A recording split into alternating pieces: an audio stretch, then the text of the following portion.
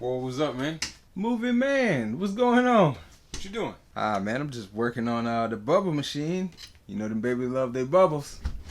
I'm going to check something out on the other side. You coming? Oh yeah, I'm gonna come over there and check something out. What you gonna watch? Yeah, man. Come and watch a movie called Code 8. Who in that? Code 8? Who in that? It's Stephen Amell and Robbie Amell. That's who in that. Stephen and Robbie Amell. Stephen Amell. What he was in? What he was in? They from the DC TV shows, you know. Oh, Oliver Queen. That's what you're talking about? I know Oliver Queen. So we doing that again, huh? No, man, I know that Stephen Amell is more than just Oliver Queen, but I just know him as Oliver Queen. But you know, I know he can do more than that. But can he do more? That's what we'll be talking about in this review. Who you talking to? Boy, you know I do movie reviews. It's my intro. My bad.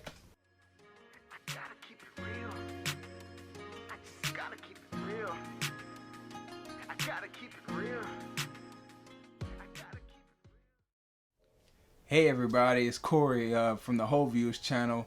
Gonna be reviewing Code 8 today. So, first and foremost, please subscribe to the channel. Like the video if you want to show your support. That's the very best way to do it. Leave a comment if you was really feeling it or if you disagreed.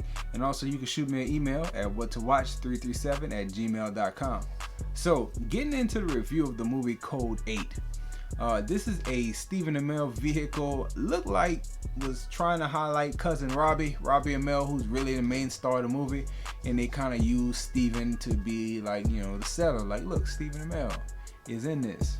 And I must say, the question that was posed in the intro, like, can Stephen Amell do more than just Oliver Queen? The answer is absolutely yes. Does he do a lot more than what you get with Oliver Queen? Not too much more. But you can see that it's possible for him to be way more than what you see or saw on Thursday nights on CW as he played Oliver Queen, the Green Arrow.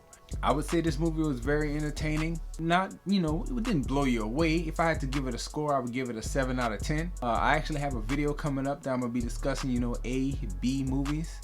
This is what I would call a B movie, but it was a pretty solid one, you know.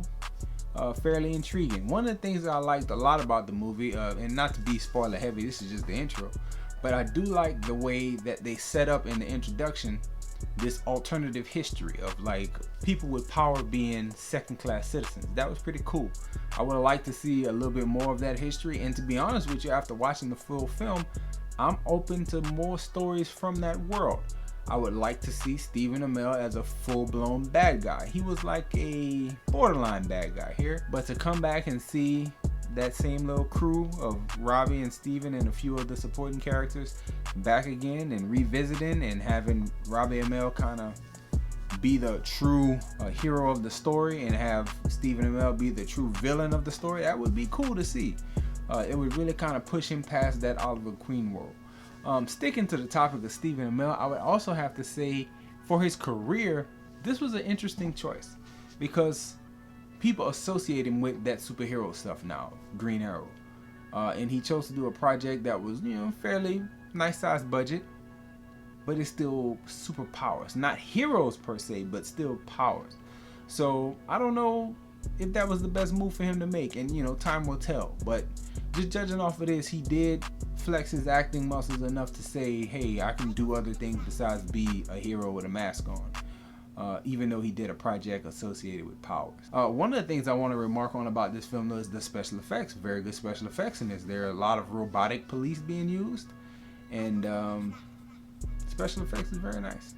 Christian worldview of this film, again, depends on your sensitivities. I think it's fine. It's not much cursing, and the cursing comes from Stephen Amell, which was weird to see, but at the same time it was like, oh, okay, you're really doing something different. So I appreciate it. Not from the fact that, you know, I like cursing, but it was just different to see from that actor. You know, it took him out of the space where he was comfortable, and I liked it as a viewer, seeing him doing something so different.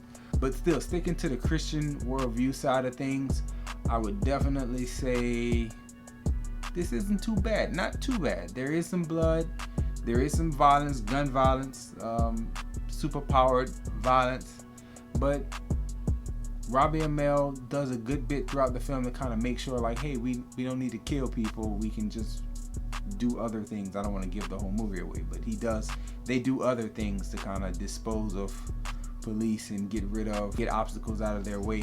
Anyway, just to wrap up, Code 8 was pretty good.